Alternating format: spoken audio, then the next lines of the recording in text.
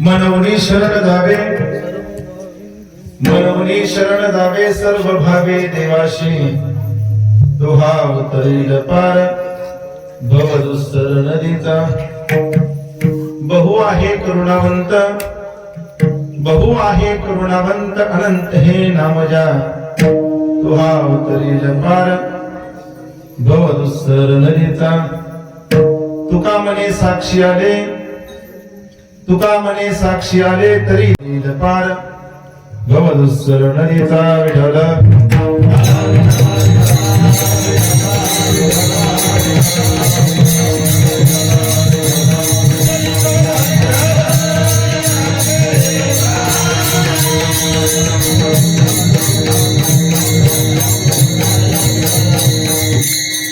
मनमुनी शरण जावे, सर्व भावे देवाशी तोहा उतरील पार भवदुस्तर नदीचा। महायोग पिते तटे भीमरत्यम परंकुंडलिकाय लाकुंडे समागत तिष्ठन्तमानंद गंधम परब्रह्मलिंगम भज पांडुरंगम पांडुरंगाकुरं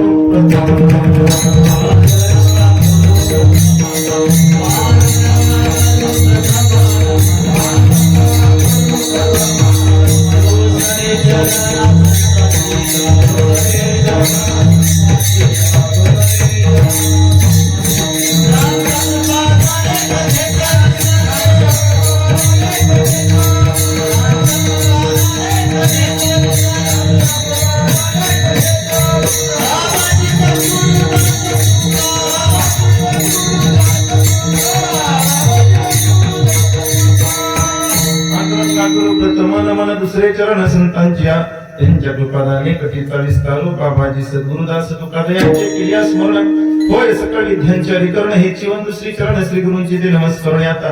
ओम नमो ज्ञानेश्वरा करुणा दयाळा तुमचा अनुग्रह लादलो पावन झालो चराचरी। नमो सद्गुरु तुकया ज्ञान दीपा, नमो सद्गुरु सच्चिदानंद रूपा, नमो सद्गुरु भक्त कल्याणमूर्ती, नमो सद्गुरु भास्करा पूर्ण पंढरीच्या देवराया। दंडवत तुझे पाया सेवेला ही सेवक झालो तुमच्या लागलो निज चरणा विठ्ठल।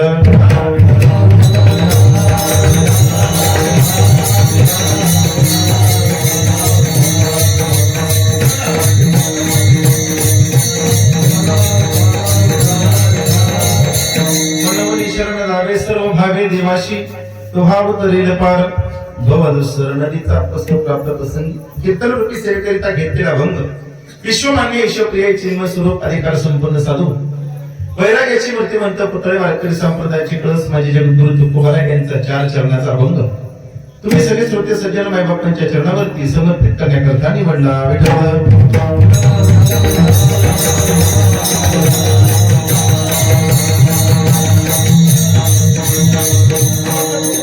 4 चरणाचा आहे. या भंगामध्ये तुकोबाराय भगवंताला शरण जायला सांगतात.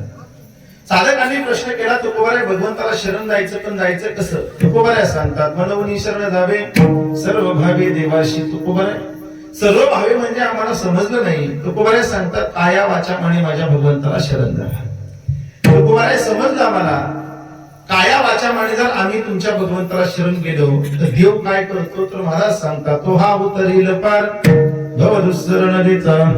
देव काय करतो भवसागर पार करण्याची ताकद त्या भगवंतामध्ये, जन्म मरणाचं दुःख नाहीसं करण्याची ताकद त्या विश्वाच्या मालकामध्ये असा असणारा जो भगवंत आहे त्या भगवंताला काया वाचा म्हणे तुम्ही शरण जा.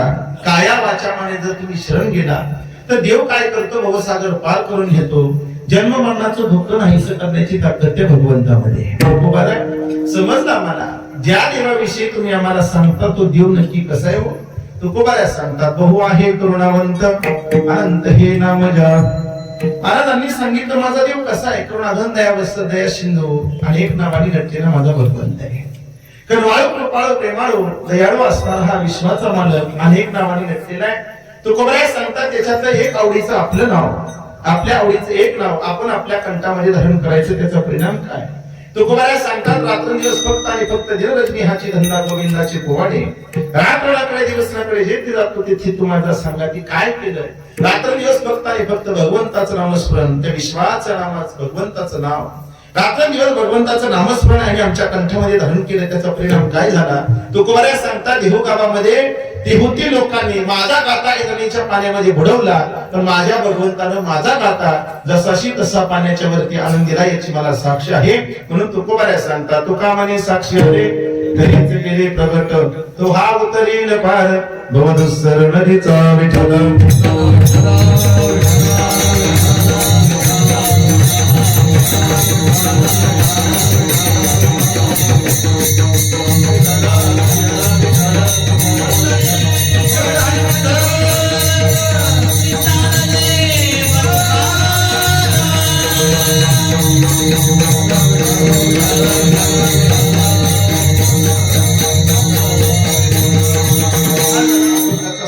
थोडासा पर्याय द्यायचा तो म्हणजे असा आपल्या ह्या पावन क्षेत्रामध्ये चालू असणारा दत्त जयंती निमित्त चालू असताना हा अखंड हरिनाम सप्ताह, श्री पंचम वेद गाथा पारायण सोहळा आणि अखंड हरिनाम सप्ताह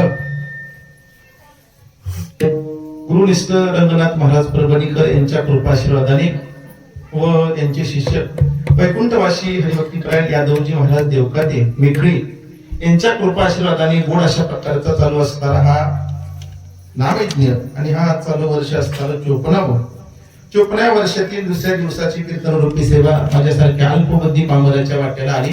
हे माझं प्रभू भाग्य समजतं. गोड अशा प्रकारचं नियोजन आहे. गोड अशा प्रकारचा एक चालू असणारा नामयज्ञ दत्त जयंतीचा पर्वकाळ आणि या पर्वकाळाच्या निमित्तानं चालू असणारा एक नदीच्या तीरावरती असणार एक मंदिर आहे. गावापासून दूर आहे. वाटलं नव्हतं मला जेवढी माणसं येतील पण 9 वाजायचे जाऊन, कारण पंगत मला वाटतं झाल्यावर असते ना. काळजी नका करू 8:30 वाजेपर्यंत मला वाटतं जागा नाही करायची. भरपूर लोक असू द्या कुठल्या आश्रम होईना पण विश्वाच्या मालकाचं नामस्मरण करण्याकरता गोड अशा प्रकारचे सगळं तुम्ही श्रोते सज्जन महिबा उपस्थितांच्या चरणावरती कोटी कोटी वंदन करतो. ज्यांनी गोड अशा प्रकारची पहिली चाल गायली ते हरिभक्तीपरायण आदरणीय सुनीलजी महाराजांच्या चरणावरती नतमस्तक होतो. त्यांना गोड अशी साथ करण्याकरता हरिभक्तीपरायण शशाजी महाराज बाबांची गोड अशी गायनाची साथ आहे. त्यांच्याही चरणावरती नतमस्तक होतो. आता प्रत्येकाचं नाव घेणं शक्य नाही कारण नाव कुणाची मला माहिती नाही. काय काय चेहरे बघितले काय काय न बघितले सारखे असं त्या सर्व गावातील पंचकृष्ण आमचे सगळेच टॉळकरी माझ्यापेक्षा सगळेच वयाने ज्ञानाने आणि सगळ्या गोष्टीने श्रेष्ठ असणारे आमचे सगळे टाळकरी वृंद सगळ्यांच्या चरणावरती कोटी कोटी वंदन करतो. गोड अशा प्रकारची विणेकरांची बाबांची साथ आहे. बाबांच्याही चरणावरती नतमस्तक. गोड अशा प्रकारची मृदुंगाची साथ. मृदुंगाचार्य हरिभक्तीपर आहे आकाशजी महाराज. दादांची गोड अशा प्रकारची मृदुंगाची साथ आहे. त्यांच्याही चरणावरती नतमस्तक होतो. आणि आमचे सगळे बालभजनी मंडळ आदरणीय आमचे हनुमंतजी महाराज कुंभार बाबांच्या संस्थेतील आमचे गोड असणारे छोटी छोटी वारकरी मंडळी सर्वच आमचे गुणीजन असणारे छोटे छोटे वारकरी मंडळी बाल गोपाळ त्यांच्याही चरणावरती नतमस्तक होतो. तुम्ही सगळे सुखी स्थितीला मायबाप. गोड प्रकारचा आवाज तुमच्यापर्यंत पोहोचला ते आपले सिस्टीमवाले दादा आहेत त्यांच्याही चरणावरती नतमस्तक होतो. माझ्यावरती निष्ठावंत प्रेम करणारे आमचे मोठे बंधू हरिभक्तीप्रेम आमचे प्रभाकरजी दादा आहेत त्यांच्याही चरणावरती नतमस्तक होतो. ज्यांच्या संपर्कामधून तुमच्या सगळ्यांच्या दर्शनाचा एक प्राप्त झाला. त्यांनी आल्याने सांगितलं विशेष म्हणले महाराज पत्रिका वाचल्यावरतीच मला समजलं मज पामर आहे काय थोरपण पायाची म्हण पाय बरे. मी कोण आहे तुमच्या पायातली चप्पल असं समजा. एवढे मोठे मोठे कीर्तनकार की त्यांच्या समोर उभा राहण्याची सुद्धा आपली पात्रता नाही. अशा गोड अशा ह्या कीर्तन सोहळ्यामध्ये माझ्यासारख्या अल्पबुद्धी पामराचा नंबर लागला का. महाराजांनी आल्यावर सांगितलं म्हणजे माझा एक हेतू होता किंवा एक माझं नियोजन असं होतं की 1 वर्ष असा सप्ताह करायचा की सगळे ब्रह्मचारी लोक घालायचे. म्हणजे बाबा मी अजून काही ब्रह्मचारी नाही तसा विचार बी केला नाही काहीच नाही. असं द्या त्या निमित्तानं तुमच्या सगळ्यांच्याच दर्शनाचा योग प्राप्त झाला. ज्यांनी 8-10 दिवसापासून फोनवरनं माझ्याशी संपर्क साधला आणि आमचे गायनाचार्य आमच्या इंदापूर तालुक्याचे एक परमांतिक वैभव माझे गुरुबंधू हरिभक्तार अमोलजी महाराज करे दादांच्या संपर्कामधून आदरणीय आमचे हरिभक्तीकर नाव काय झालं बापू महाराजांनी मला 8-10 दिवसापासून फोन करतायत आणि त्यांच्या संपर्कामधून तुमच्या सगळ्यांच्या दर्शनात प्राप्त झाला. त्यांच्याही चरणावरती नतमस्तक होतो. कुणाचं नाव राहिलं असेल तर माफी मागतो. उपस्थितांच्या चरणावरती कोटी कोटी वंदन. कीर्तन लोकली सेवेला सुरुवात.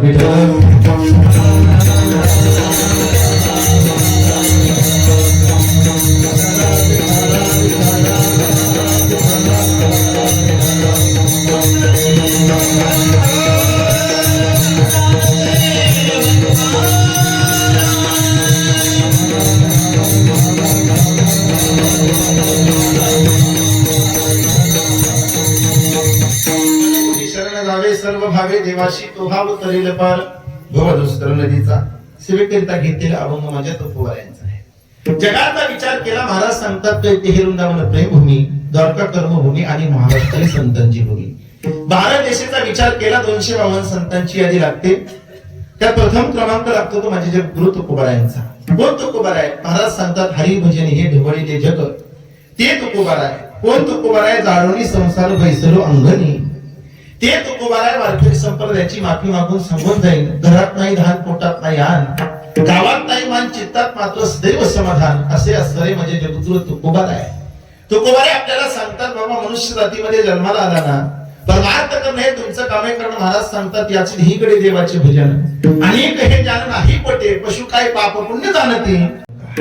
भगवंतानी ज्याच्या करता दिला आऊट हात का मानव देह अल्लाने तुम दिया खाया पिया सबसे सोया नाहक जमाना खोया. अरे 3.5 हाताचा हा नरदेह आपल्याला भगवंतानी दिला तो मौज मजा मस्ती करण्याकरता नाही खाऊन पिऊन फक्त गावभर हिंडण्याकरता नाही. महाराज सांगतात भगवंतानी जो देह दिला ना तो ज्या कारणाकरता दिला त्या कारणाकरता आपण त्या देहाचा वापर केला पाहिजे. मग तुकोबाराय सांगा ना सांगा मला हा देह भगवंतानी दिला कशाकरिता. तुकोबाराय सांगतात अरे माझ्या भगवंतानी देह जो दिला ते देवे दिला देह भजना म्हटला तो या झाला फाटा वादिकेचा दिले इंद्रिय हात पाय कान डोळे मुख बोलाया वचन डोळे तुम्ही घारे सुख पहा विठोबाची हुक प्रत्येक वेळेला वेगवेगळ्या प्रकारची कामं वाटून दिली. महाराज सांगतात अरे या देहात आल्यानंतर भक्ती घडणारे पुढचा जर कुठला मनुष्य जन्म सोडून जर आपल्याला भेटला तर पशु पक्ष्यांच्या जन्मामध्ये आपल्याला भक्ती करता येत नाही. म्हणून आलेल्या संधीचं सोनं करा लागून या पाया विनिमितो तुम्हाला घर टाळी बोला मुक्की नाम विठ्ठल विठ्ठल म्हणा वेळोवेळा हा सुख सोडा स्वर्गी नाही.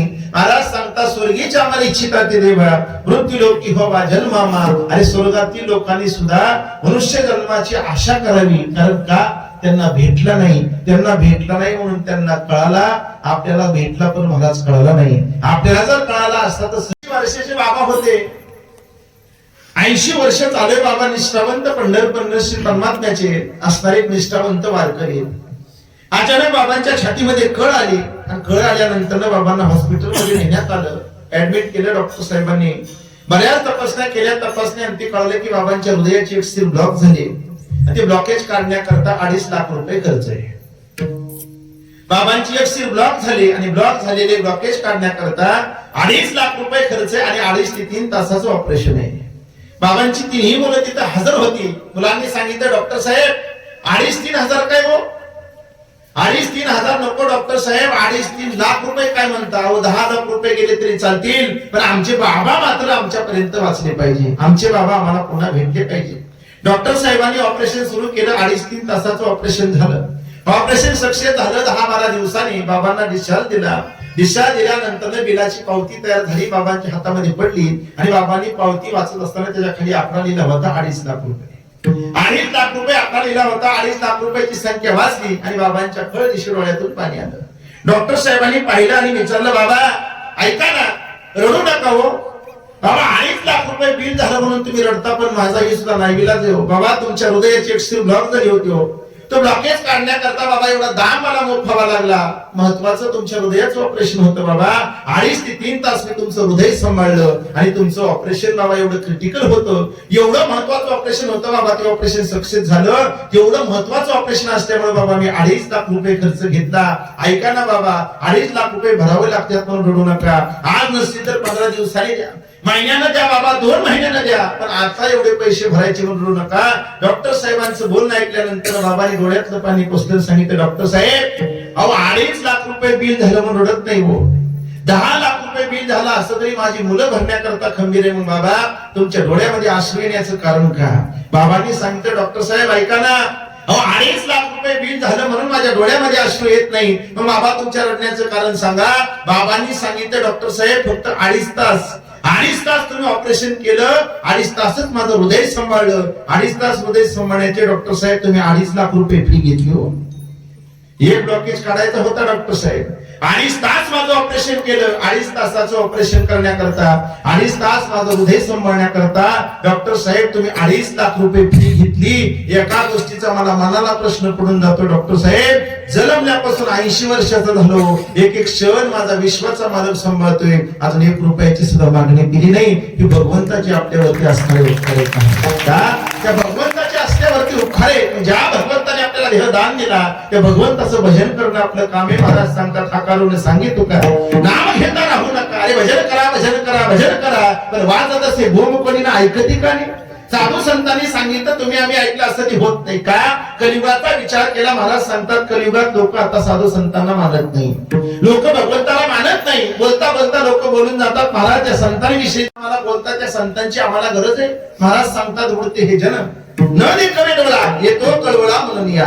संतांसारखा कळवळा दुसरा कोणालाही नर नाही. जगामध्ये निस्वार्थीपणे प्रेम करण्याकरता फक्त संत आणि आई, याच्याशिवाय कुणीही आपल्यावरती निस्वार्थीपणे प्रेम करत नाही. आणि जग आपल्यावरती प्रेम करतं स्वार्थापोटी, निस्वार्थीपणे प्रेम कोण करतं? आई आणि संत म्हणून तुकोबाऱ्या सांगतात, लेकुराचे हित वाहे माऊलीचे चित्त, आई श्री कळवळ्याची जाती करीला भाविने प्रीती. महाराज सांगतात, मातीची या चित्ती अवघी बाळकाची व्याप्ती, देह विसरी आपला जवळ घेता श्री न गेला. महाराजांनी सांगितलं, निस्वार्थीपणे प्रेम करण्याकरता संत आणि आई, फक्त 2च व्यक्ती आपल्यावरती निष्ठावंत प्रेम करतात. वारकरी संप्रदायाचे संत आपल्याला सांगतात, बाबा संतांची तुम्हा आम्हाला नाही. अरे अख्ख्या विश्वाला गरज आहे का?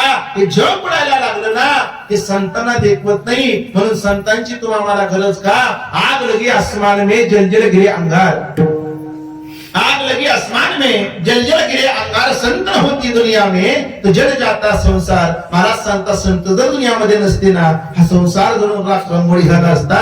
वारकरी संप्रदायाची कुठेतरी महाराष्ट्रावरती उपकार आहे, म्हणून टाळ विना पापकाचा आवाज आपल्याला ऐकू येतो. कलियुगाचा विचार जर केला ना, तर ह्या कलियुगात लोक आता भगवंताला मानत नाही, लोक साधू संतांना मानत नाही. लोक बोलता बोलता बोलून जातात, महाराजच्या भगवंताविषयी तुम्ही आम्हाला सांगता, ज्या विश्वाच्या मालकाचं रात्रंदिवस नामस्मरण करता तो तुमचा देव दिसतो का?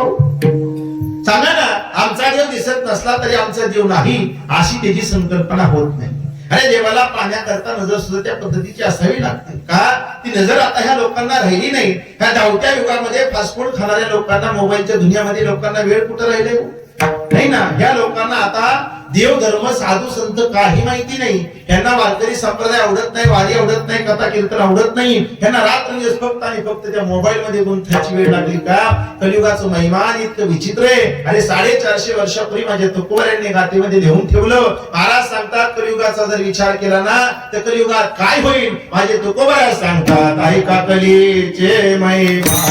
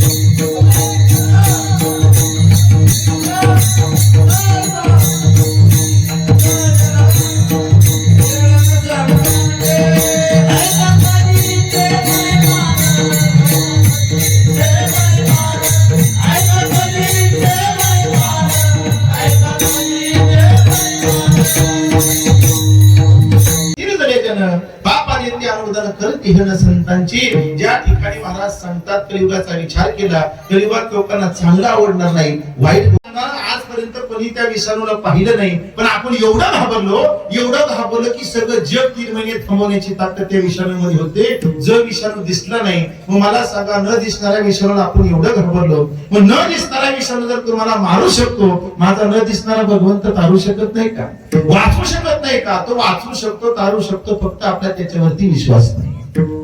त्याच्यावरती विश्वास नाही. दुःखाची गोष्ट अशी, त्या 2-3 वर्षाच्या कोरोनाच्या पिरियड मध्ये, त्या कोरोनाच्या काळामध्ये आषाढीची आळंदी ते पंढरपूरची पायवारी बंद झाली. जे हळाचे निष्ठावंत वारकरी होते, ठाईच मैसरी करा एकची तावडी आनंद ताळ बाबा, तो भेटी लागली जेव्हा लागलीसे असं पांडुरंगा, अरे तुझ्या भेटीची ओढ लागली रे. 2 वर्ष झालं विश्वाच्या मालकाला पाहता आलं नाही. आळंदी ते पंढरपूरच्या पायवारीचा आम्हाला आनंद घेता येत नाही, विश्वाच्या मालकाला पाहता येत नाही. जेव्हा एकदा ह्या दुःखामधून बाहेर काढ रे, हे कोरोनाचं संकट घालवून टाक, हे जाळं कुठंतरी उसव आणि नव्याने पुन्हा एकदा 3ऱ्या वर्षी तुझ्या दर्शनाचा योग तुझ्या या वारकरी लोकांना प्राप्त होऊ दे. हा म्हणता म्हणता सगळ्यांची भक्ती एकवटली गेली. दैवगाडी 3ऱ्या वर्षी पुन्हा एकदा वारी चालू झाली. वारी चालू झाल्यानंतर हा म्हणता म्हणता गावभर बातमी पसरली, सगळ्या खेडोपाडी महाराष्ट्रभर बातमी पसरली. वारी चालू झाली. एका खेडेगावामध्ये 80 वर्षाचे बाबा होते, जे निष्ठावंत वारकरी होते. बाबांच्या कानावरती बातमी गेली की चला 2 वर्षानंतर 3ऱ्या वर्षी वारी चालू झाली. बाबाने विचार केला आता मी वारीला जाणार म्हणल्यानंतर बाबांनी पिशव्या शिव्या, पोळकुट्या शिव्या, पिशव्या बांधायला सुरुवात केली. कपडे धुतले, इस्त्र्या केल्या, बॅगा भरण्याला सुरुवात केली. 3 पोरांनी विचारलं बाबा अचानक धावपळ गडबड करण्याची कारण का? कुठं चालला धावपळीमध्ये एवढी गडबड? अरे माहिती नाही का 2 वर्षानंतर दैवगाने 3ऱ्या वर्षी वारी चालू झाली आणि आता मी पंढरी स्मरता पांडुरंगाच्या वारीला आळंदी पासून पंढरपूर पर्यंत आषाढी वारीमध्ये चालत जाणार. तो आनंद आमच्या सारख्या वारकऱ्यांना 2 वर्षानंतर भेटणार रे. आता मला कोणी अडवू नका बाबा, तुमच्या वयाचा विचार केला तर वय वर्ष 80 चालू हो. ऐका ना बाबा, एवढे वर्ष जाऊ नका. कोरोनाचा विषय जर पुन्हा वारीमध्ये घुसला बाबा तुम्हाला सहन होणार नाही. बाबांनी सांगितलं देह जाऊ आत्वारा हो, पांडुरंग मेलो तरी चालेल पण विश्वाच्या मालकाचं दर्शन घेण्याकरता जाणार. बाबा हट्टी होते, हाडाचे वारकरी होते, निष्ठावंत वारकरी होते. बाबांनी हट्ट सोडला नाही. 3ही मुलांनी विचार केला, म्हणले बाबा ऐकायला तयार होणार नाही, काय करायचं? तिघांनी विचार केला, थोडे पैसे जमा केले, 20,000 रुपये गोळा झाले, बाबांच्या हातात दिले. बाबा 20,000 रुपये घ्या आणि वारीला जा. जीवनामध्ये कधीही बाबांनी 20,000 रुपये घेऊन वारीला गेले नव्हते. बाबा आळंदी क्षेत्रामध्ये गेले. गेल्यानंतर प्रस्थान झालं, लोकांनी चालायला सुरुवात केली. पहिला मुक्काम झाला. झाल्यानंतर आम्ही मानत नव्हतो, पण ठीक आहे आम्ही आता मानतो. मग कलियुगाचा विचार केला, कलियुगात लोकांना आता देव आवडत नाही, साधू संत आवडत नाही. मग कलियुगाचा जर विचार केला ना, तुकोबाला सांगतात अरे ह्या कलियुगामध्ये भगवंताने आपल्याला देह दान दिला ना, तो भजन करण्याकरता दिला. महाराज सांगतात 3.5 हाताचा हा देह भगवंताचं नामस्मरण करण्याकरता दिला. ज्या भगवंताने आपल्याला देह दिला, ज्या भगवंताने आपल्याला सांभाळ पालन पोषण करणार आहे ना, त्या भगवंताला तुम्ही शरण गेलं पाहिजे ना. जीवाने जगाला शरण न जाता जीवाने भगवंताला शरण जाण्यामध्ये परम कल्याण आहे का? जो आपल्याला वाचू शकतो, जो दुःखमुक्त करू शकतो, जो वेदना मुक्त करू शकतो, त्याच्याकडे जा.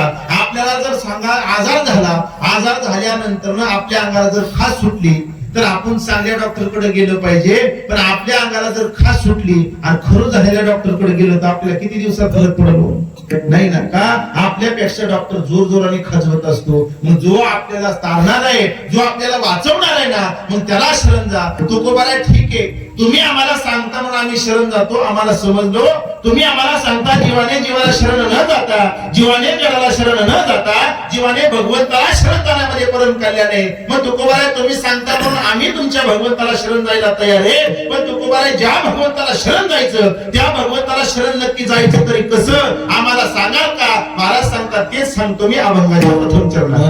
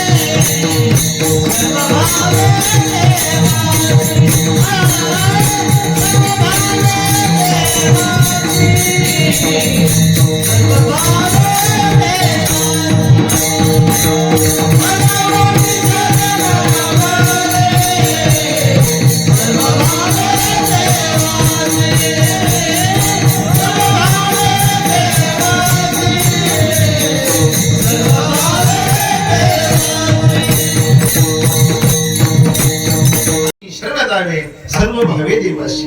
माझ्या भगवंताला काया वाचा म्हणे सर्व भावाने शरण जा. तुकोबारा समजला मला.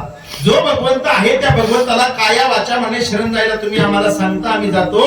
पण तुकोबारा ह्याच्या आधी तुमच्या भगवंताला काया वाचा म्हणे कुणी शरण गेलं नाही का हो?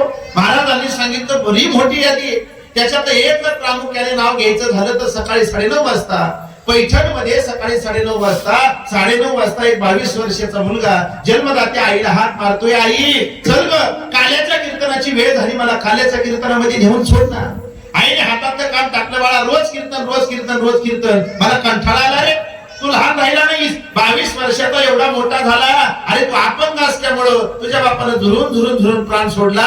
अरे गुडघ्यापासून तुला पाय नाही, कोपरापासून तुला हात नाही. अरे बाळा 22 वर्षाचं एवढं मोठं शरीर होडक्यासारखं रोज उचलायचं आणि कीर्तनाच्या मंडपात ठेवायचं, पुन्हा एकदा घरी घेऊन यायचं. आज मी तुला नेणार नाही आई, आजच्या दिवस ग आई काला झाला की पुन्हा मी तुला चल म्हणणार नाही, पुन्हा पुढच्या वर्षी मला कीर्तनाला घेऊन चलणार. आई मला हातपाय नाही, ह्याच्यात माझी काय चूक आहे ग? मी असं असल्यामुळे माझ्या बापानं झुरून प्राण सोडला.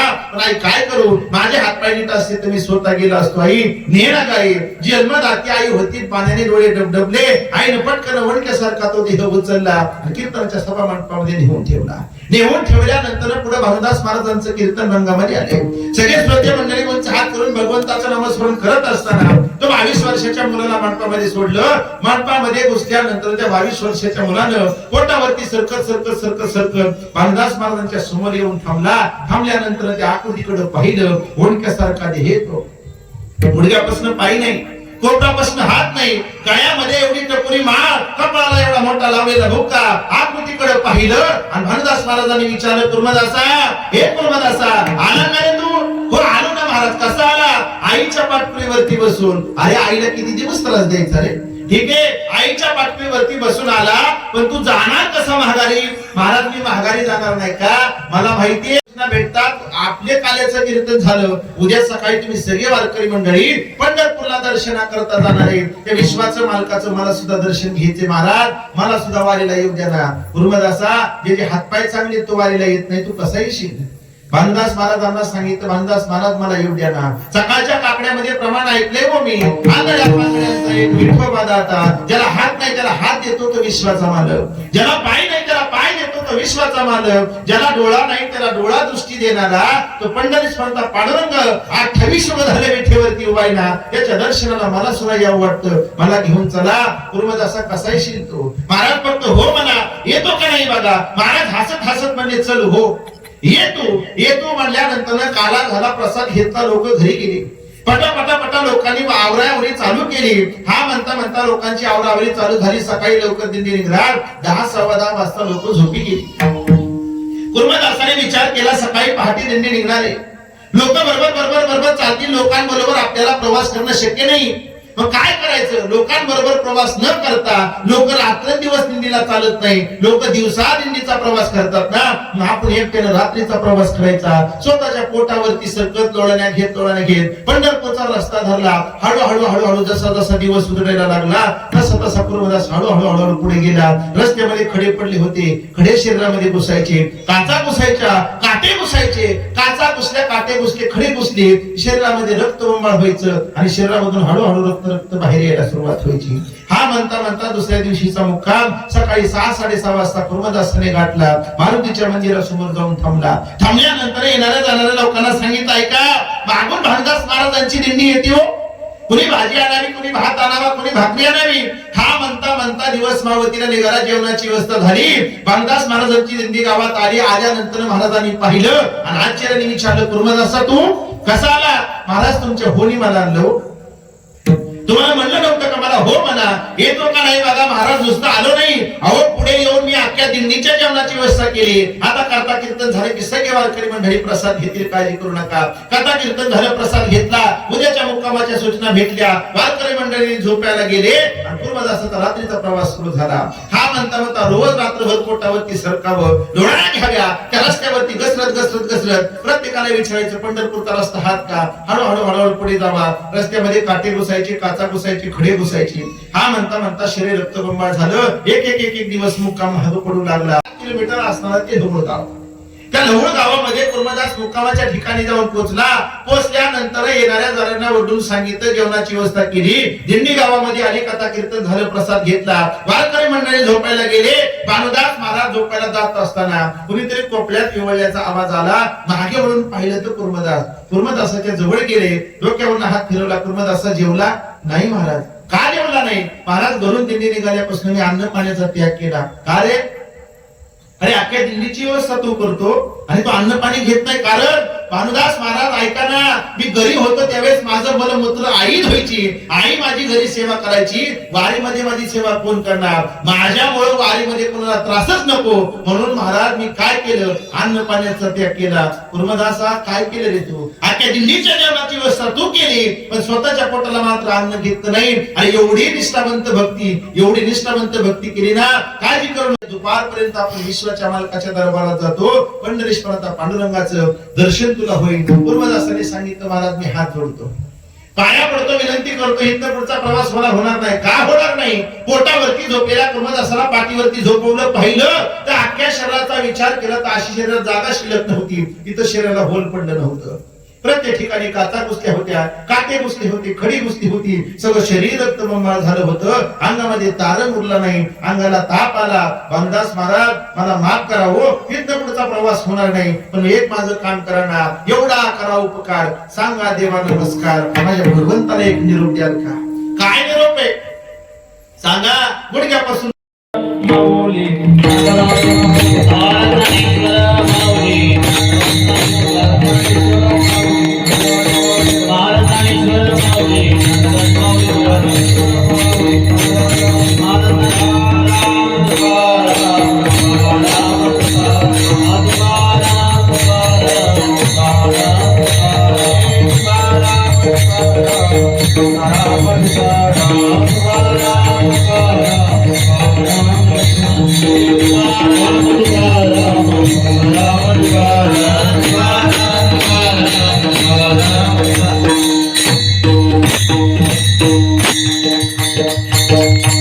झालेली सेवा पंढरीश्वराचा पांडुरंगाच्या चरणावरती समर्पित करून माऊली महावश्य ज्ञानोबराय जगद्गुरु तुकोबाराय सकल संतांच्या चरणावरती समर्पित करून जातात ते भगवंताच्या चरणावरती समर्पित करून याच ठिकाणी सेवेला पुनर्जन्म देत असताना महाराज सांगतात मज पामराय काही थोरपण पायाची पाय बरी मी कोण आहे तुमच्या पायातली चप्पल असं समजा. कोण चालता चालता चप्पल तुटली तर लगे लगे आपण टाकून देत नाही, कारण जगात आपल्या इतकं चिकट आकाश महाराज दुसरं कोणी नाही. चालता